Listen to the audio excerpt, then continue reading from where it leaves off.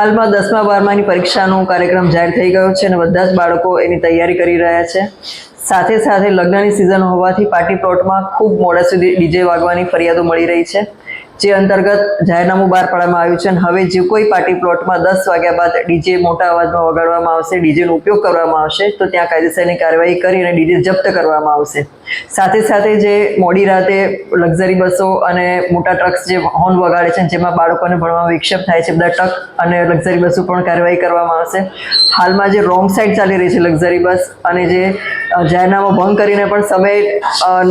સિવાયના સમયમાં સિટીમાં એન્ટર થાય છે બધી લક્ઝરી બસ અને ટ્રકની ઉપર પણ અમે કાર્યવાહી કરી રહ્યા છીએ. વહેલા સવારમાં 4 વાગે પણ અમે પોઈન્ટ લગાડી અને કાર્યવાહી કરી રહ્યા છીએ અને મોડી રાતે પણ જ્યાં જ્યાં અમને લાગે છે કે આ કાર્યવાહી અમારે જરૂર છે તેવા પોઈન્ટ પર અમે સરપ્રાઇઝ ચેકિંગ કરી અને એ પોઈન્ટ લગાડ્યા છીએ. આખા સુરત સિટીમાં જ્યાં જ્યાં રોંગ સાઈડ હોર્ન્સ માટેના અમને